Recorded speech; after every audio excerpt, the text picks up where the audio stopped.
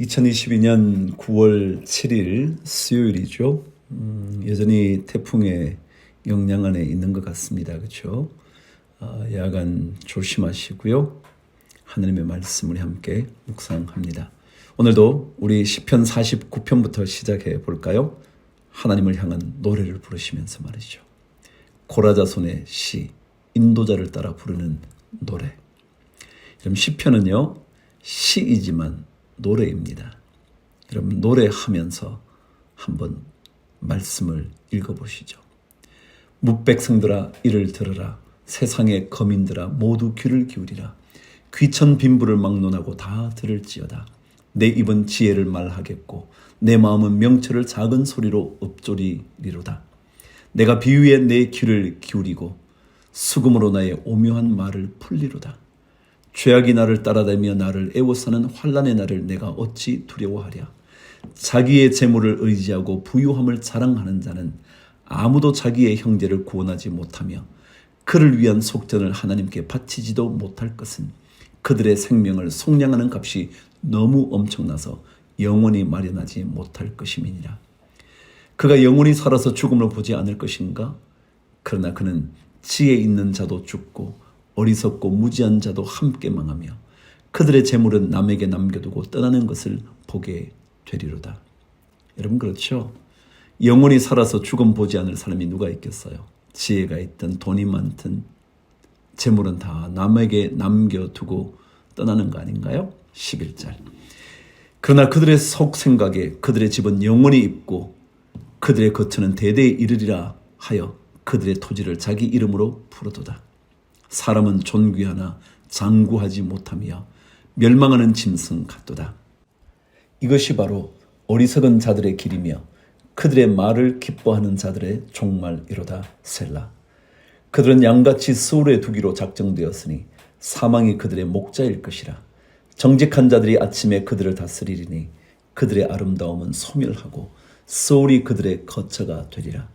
그러나 하나님은 나를 영접하시리니 이러므로 내 영혼을 스올의 권세에서 건져내시리로다. 셀라.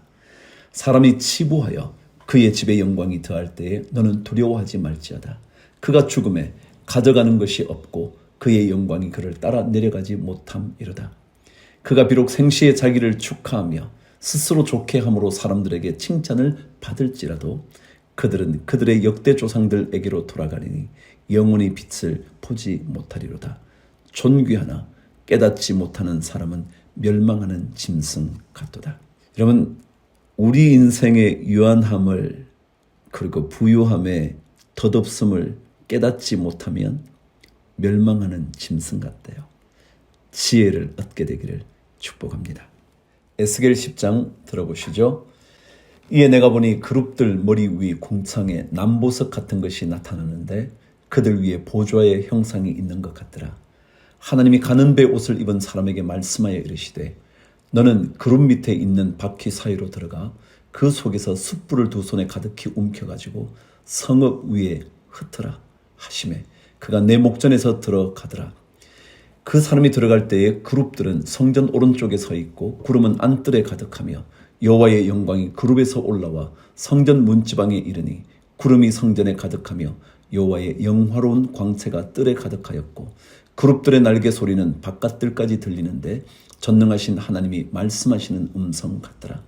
하나님이 가는 베옷을 입은 자에게 명령하시기를 바퀴 사이 곧 그룹들 사이에서 불을 가져가라 하셨으므로 그가 들어가 바퀴 옆에 서매 그 그룹이 그룹들 사이에서 손을 내밀어 그 그룹들 사이에 있는 불을 집어 가는 베옷을 입은 자의 손에 주매 그가 받아 가지고 나가는데 그룹들의 날개 밑에 사람의 손 같은 것이 나타나더라. 내가 보니 그룹들 곁에 4바퀴가 있는데 이 그룹 곁에도 한 바퀴가 있고 저 그룹 곁에도 한 바퀴가 있으며 그 바퀴 모양은 황옥 같으며 그 모양은 넷이 꽃 같은데 마치 바퀴 안에 바퀴가 있는 것 같으며 그룹들이 나아갈 때는 사방으로 몸을 돌리지 아니하고 나아가되 몸을 돌리지 아니하고 그 머리 향한 곳으로 나아가며 그 온몸과 등과 손과 날개와 바퀴 곧 4그룹의 바퀴의 둘레에 다 눈이 가득하더라.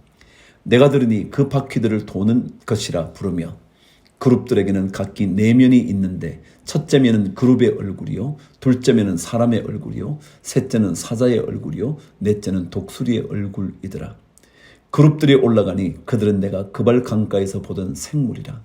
그룹들이 나아갈 때에는 바퀴도 그 곁에서 나아가고 그룹들이 날개를 들고 땅에서 올라가려 할 때에도 바퀴가 그 곁을 떠나지 아니하며 그들이 서면 이들도 서고 그들이 올라가면 이들도 함께 올라가니 이는 생물의 영이 바퀴 가운데에 있음이더라. 여호와의 영광이 성전 문지방을 떠나서 그룹들 위에 머무르니 그룹들이 날개를 들고 내 눈앞에 땅에서 올라가는데 그들이 나갈 때에 바퀴도 그 곁에서 함께 하더라. 그들이 여호와의 전으로 들어가는 동문에 머물고 이스라엘 하나님의 영광이 그 위에 덮였더라. 그것은 내가 그발 강가에서 보던 이스라엘의 하나님 아래에 있던 생물이라. 그들이 그룹인 줄을 내가 아니라. 각기 내 얼굴과 내 날개가 있으며 날개 밑에는 사람의 손 형상이 있으니 그 얼굴의 형상은 내가 그발 강가에서 보던 얼굴이며 그 모양과 그 몸도 그러하며 각기 곱게 앞으로 가더라.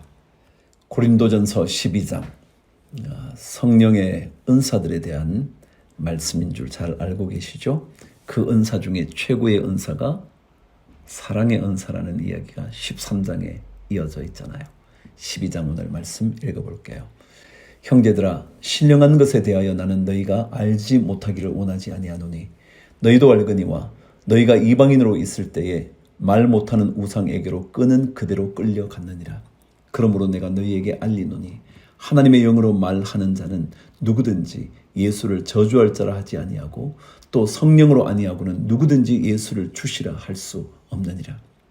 여러분, 우리가 믿음의 고백을 중요하게 생각하는 이유가 있어요.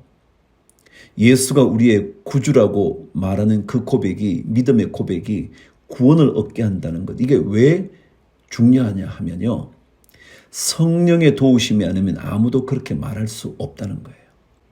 그가 그렇게 고백했다면 이미 성령께서 그 마음을 움직이신 거거든요. 이건 단순한 고백이 아니에요. 성령의 역사거든요. 그래서 이 단순한 고백 같은 이 고백이 성령의 그 감동으로 말미암아 주어진 것이라는 거예요. 비록 우리 마음이 뜨겁지 않았을지는 몰라도요, 성령이 아니면 누구든지 예수를 우리의 구주라고 말할 수 없단 말이죠. 자, 4절. 은사는 여러 가지나 성령은 같고 직분은 여러 가지나 주는 같으며 또 사역은 여러 가지나 모든 것을 모든 사람 가운데서 이루시는 하나님은 같으니 각 사람에게 성령을 나타내심은 유익하게 하려 하심이라. 어떤 사람에게는 성령으로 말미암아 지혜의 말씀을, 어떤 사람에게는 같은 성령을 따라 지식의 말씀을, 다른 사람에게는 같은 성령으로 믿음을, 어떤 사람에게는 한 성령으로 병 고치는 은사를, 어떤 사람에게는 능력 행함을, 어떤 사람에게는 예언함을, 어떤 사람에게는 영들 분별함을, 다른 사람에게는 각종 방언 말함을, 어떤 사람에게는 방언들 통역함을 주시나니 이 모든 일은 같은 한 성령이 행하사 그의 뜻대로 각 사람에게 나누어 주시는 것이니라. 몸은 하나인데 많은 지체가 있고 몸의 지체가 많으나 한 몸임과 같이 그리스도도 그러하니라. 우리가 유대인이나 헬라인이나 종이나 자유인이나 다 한 성령으로 세례를 받아 한 몸이 되었고 또 다 한 성령을 마시게 하셨느니라. 몸은 한 지체뿐만 아니요 여럿이니 만일 발이 이르되 나는 손이 아니니 몸에 붙지 아니하였다 할지라도 이로써 몸에 붙지 아니한 것이 아니요 또 귀가 이르되 나는 눈이 아니니 몸에 붙지 아니하였다 할지라도 이로써 몸에 붙지 아니한 것이 아니니 만일 온몸이 눈이면 듣는 곳이 어디며 온몸이 듣는 곳이면 냄새 맡는 곳은 어디냐. 그러나 이제 하나님이 그 원하시는 대로 지체를 각각 몸에 두셨으니 만일 다 한 지체뿐이면 몸은 어디냐. 이제 지체는 많으나 몸은 하나라. 눈이 손들어 내가 너를 쓸 데가 없다 하거나 또한 머리가 발들어 내가 너를 쓸 데가 없다 하지 못하리라. 그뿐 아니라 더 약하게 보이는 몸의 지체가 도리어 요긴하고 우리가 몸에 덜 귀히 여기는 그것들을 더욱 귀한 것들로 입혀주며 우리의 아름답지 못한 지체는 더욱 아름다운 것을 얻느니라. 그런즉 우리의 아름다운 지체는 그럴 필요가 없느니라. 오직 하나님이 몸을 고르게 하여 부족한 지체에게 귀중함을 더하사 몸 가운데서 분쟁이 없고 오직 여러 지체가 서로 같이 돌보게 하셨느니라. 만일 한 지체가 고통을 받으면 모든 지체가 함께 고통을 받고 한 지체가 영광을 얻으면 모든 지체가 함께 즐거워하느니라. 너희는 그리스도의 몸이요 지체의 각 부분이라. 하나님이 교회 중에 몇을 세우셨으니 첫째는 사도요, 둘째는 선지자요, 셋째는 교사요, 그 다음은 능력을 행하는 자요, 그 다음은 병 고치는 은사와 서로 돕는 것과 다스리는 것과 각종 방언을 말하는 것이라. 다 사도이겠느냐? 다 선지자이겠느냐? 다 교사이겠느냐? 다 능력을 행하는 자이겠느냐? 다 병 고치는 은사를 가진 자이겠느냐? 다 방언을 말하는 자이겠느냐? 다 통역하는 자이겠느냐? 너희는 더욱 큰 은사를 사모하라. 내가 또한 가장 좋은 길을 너희에게 보이리라. 사무엘 하. 어제 우리 사울의 그리고 그 아들들의 죽음에 대한 얘기를 들었잖아요. 그 이야기 이어진 내용입니다. 그대로 사무엘 하로 이어지죠. 1장. 사울이 죽은 후에 다윗이 아말렉 사람을 쳐 죽이고 돌아와 다윗이 시글락에서 이틀을 머물더니 사흘째 되는 날에 한 사람이 사울의 진영에서 나왔는데 그의 옷은 찢어졌고 머리에는 흙이 있더라. 그가 다윗에게 나와 땅에 엎드려 절하매 다윗이 그에게 묻되 너는 어디서 왔느냐 하니 대답하되 이스라엘 진영에서 도망하여 왔나이다 하니라. 다윗이 그에게 이르되 일이 어떻게 되었느냐 너는 내게 말하라. 그가 대답하되 군사가 전쟁 중에 도망하기도 하였고 무리 가운데 엎드러져 죽은 자도 많았고 사울과 그의 아들 요나단도 죽었나이다 하는지라. 다윗이 자기에게 알리는 청년에게 묻되 사울과 그의 아들 요나단이 죽은 줄을 내가 어떻게 아느냐. 그에게 알리는 청년이 이르되 내가 우연히 길보아 산에 올라가 보니 사울이 자기 창에 기대고 병거와 기병은 그를 급히 따르는데 사울이 뒤로 돌아 나를 보고 부르시기로 내가 대답하되 내가 여기 있나이다 한즉 내게 이르되 너는 누구냐 하시기로 내가 그에게 대답하되 나는 아말렉 사람이니이다 한즉 또 내게 이르시되 내 목숨이 아직 내게 완전히 있으므로 내가 고통 중에 있나니 청하건대 너는 내 곁에 서서 나를 죽이라 하시기로 그가 엎드러진 후에는 살 수 없는 줄을 내가 알고 그의 곁에 서서 죽이고 그의 머리에 있는 왕관과 팔에 있는 고리를 벗겨서 내 주께로 가져왔나이다 하니라. 이에 다윗이 자기 옷을 잡아 찢음에 함께 있는 모든 사람도 그리하고 사울과 그의 아들 요나단과 여호와의 백성과 이스라엘 족속이 칼의 죽음으로 말미암아 저녁 때까지 슬퍼하여 울며 금식하니라. 다윗이 그 소식을 전한 청년에게 묻되 너는 어디 사람이냐 대답하되 나는 아말렉 사람 곧 외국인의 아들이니이다 하니 다윗이 그에게 이르되 내가 어찌하여 손을 들어 여호와의 기름 부음 받은 자 죽이기를 두려워하지 아니하였느냐 하고 다윗이 청년 중 한 사람을 불러 이르되 가까이 가서 그를 죽이라 하매 그가 침에 곧 죽으니라. 다윗이 그에게 이르기를 내 피가 내 머리로 돌아갈지어다 내 입이 내게 대하여 증언하기를 내가 여호와의 기름 부음 받은 자를 죽였노라 함이니라 하였더라. 여러분 다윗은요 그의 마음이 한결같잖아요. 왜요? 예전에 사울을 죽일 수 있는 기회가 있을 때도 하나님의 기름 부은 자 함부로 손대지 말라. 나는 그렇게 하지 않겠다. 했던 그 사람이 달라지지 않았어요. 그의 원수와 똑같은 사울이 죽음을 당했음에도 불구하고 그를 죽였다고 오히려 칭찬받기를 기대하며 알려주었던 그 아말렉 사람도 여호와 기름 부음 받은 자를 죽였기 때문에 그를 처단하는 거예요. 그래서 앞과 뒤가 똑같았던 그리고 하나님 기름 부은 자를 함부로 건드리지 않았던 다윗 그 사람이 하나님의 마음에 합했죠. 그래서 그를 영원히 왕자에 세우시는 거죠.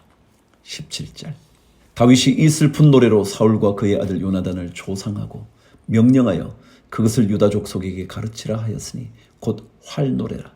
야살의 책에 기록되었으되 이스라엘아 내 영광이 산 위에서 죽임을 당하였도다. 오호라 두 용사가 엎드러졌도다.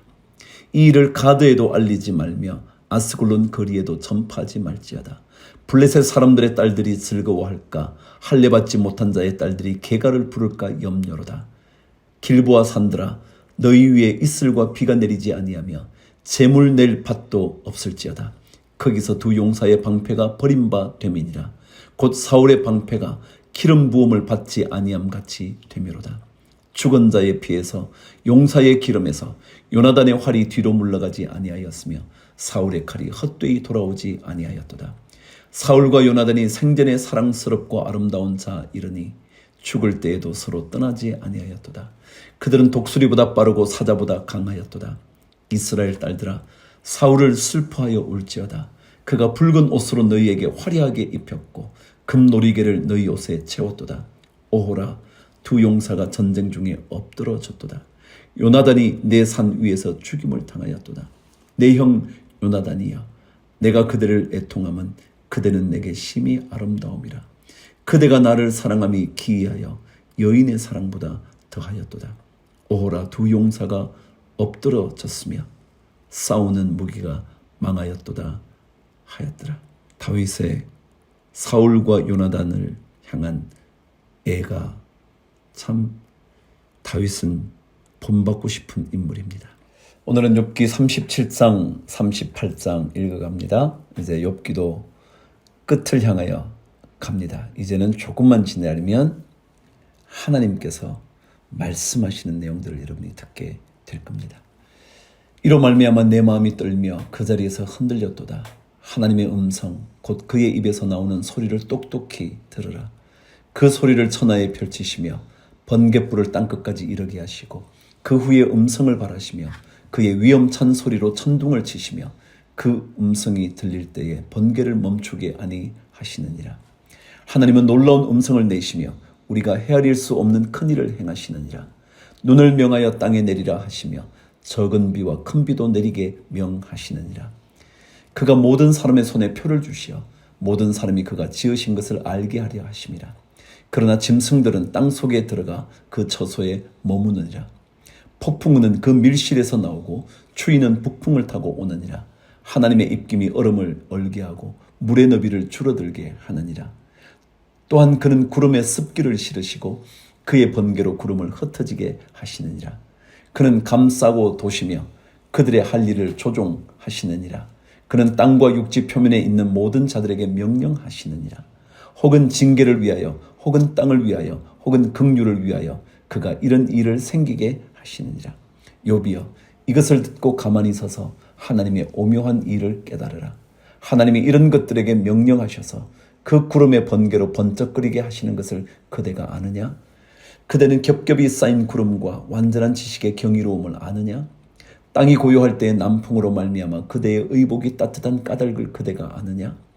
그대는 그를 도와 구름장들을 두들겨 넓게 만들어 녹여 부어 만든 거울같이 단단하게 할 수 있겠느냐? 우리가 그에게 할 말을 그대는 우리에게 가르치라. 우리는 아둔하여 아뢰지 못하겠느라. 내가 말하고 싶은 것을 어찌 그에게 고할 수 있으랴. 삼켜지기를 바랄 자가 어디 있으랴. 그런즉 바람이 불어 하늘이 말끔하게 되었을 때에 그 밝은 빛을 아무도 볼 수 없느니라. 북쪽에서는 황금 같은 빛이 나오고 하나님께는 두려운 위엄이 있느니라. 전능자를 우리가 찾을 수 없나니 그는 권능이 지극히 크사 정의나 무한한 공의를 굽히지 아니하심이니라. 그러므로 사람들은 그를 경외하고 그는 스스로 지혜롭다 하는 모든 자를 무시하시느니라. 38장 드디어 여호와께서 말씀하시기 시작합니다. 그때 여호와께서 폭풍우 가운데에서 욥에게 말씀하여 이르시되 무지한 말로 생각을 어둡게 하는 자가 누구냐? 너는 대장부처럼 허리를 묶고 내가 네게 묻는 것을 대답할지니라. 내가 땅에 기초를 놓을 때에 내가 어디 있었느냐? 내가 깨달아 알았거든 말할지니라. 누가 그것의 도량법을 정하였는지 누가 그 줄을 그것의 위에 띄었는지 내가 아느냐? 그것의 주추는 무엇 위에 세웠으며 그 모퉁이 돌을 누가 놓았느냐? 그때의 새벽별들이 기뻐 노래하며 하나님의 아들들이 다 기뻐 소리를 질렀느니라. 바다가 그 모태에서 터져 나올 때에 문으로 그것을 가둔 자가 누구냐? 그때 내가 구름으로 그 옷을 만들고 흑암으로 그 강보를 만들고 한계를 정하여 문빗장을 치르고 이러기를 내가 여기까지 오고 더 넘어가지 못하리니 내 높은 파도가 여기서 그칠지니라 하였노라. 내가 너의 날에 아침에게 명령하였느냐? 새벽에게 그 자리를 일러 주었느냐? 그것으로 땅끝을 붙잡고 악한 자들을 그 땅에서 떨쳐버린 일이 있었느냐? 땅이 변하여 진흙에 인친 것 같이 되었고 그들은 옷같이 나타나되 악인에게는 그 빛이 차단되고 그들의 높이 든 팔이 꺾이느니라. 내가 바다의 샘에 들어갔었느냐? 깊은 물 밑으로 걸어다녀 보았느냐? 사망의 문이 내게 나타나느냐? 사망의 그늘진 문을 내가 보았느냐? 땅의 너비를 내가 측량할 수 있느냐? 내가 그 모든 것을 다 알거든 말할지니라. 어느 것이 광명이 있는 곳으로 가는 길이냐? 어느 것이 흑암이 있는 곳으로 가는 길이냐? 너는 그의 지경으로 그를 데려갈 수 있느냐? 그의 집으로 가는 길을 알고 있느냐? 내가 아마도 알리라. 내가 그때에 태어났으리니 너의 횟수가 많음이니라.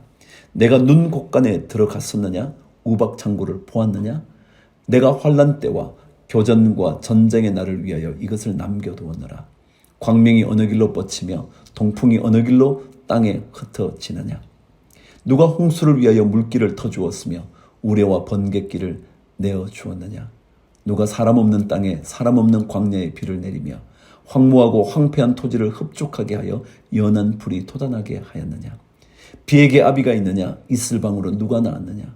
얼음은 누구의 태에서 났느냐? 공중의 서리는 누가 낳았느냐? 물은 돌같이 굳어지고 깊은 바다의 수면은 얼어붙느니라.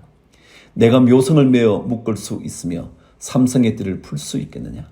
너는 별자리들을 각각 제때에 이끌어낼 수 있으며 북두성을 다른 별들에게 이끌어갈 수 있겠느냐? 내가 하늘의 궤도를 아느냐? 하늘로 하여금 그 법칙을 땅에 베풀게 하겠느냐? 내가 목소리를 구름에까지 높여 넘치는 물이 내게 덮이게 하겠느냐? 내가 번개를 보내어 가게 하되 번개가 내게 우리가 여기 있나이다 하게 하겠느냐? 가슴 속의 지혜는 누가 준 것이냐? 수탈객에 슬기를 준 자는 누구냐? 누가 지혜로 구름의 수를 세겠느냐? 누가 하늘의 물주머니를 기울이겠느냐? 티끌이 덩어리를 이루며 흙덩이가 서로 붙게 하겠느냐? 내가 사자를 위하여 먹이를 사냥하겠느냐? 젊은 사자의 식욕을 채우겠느냐? 그것들이 굴에 엎드리며 숲에 앉아 숨어 기다리느니라. 까마귀 새끼가 하나님을 향하여 부르짖으며 먹을 것이 없어서 허우적거릴 때에 그것을 위하여 먹이를 마련하는 이가 누구냐? 아멘. 오늘도 주를 위하여 화이팅.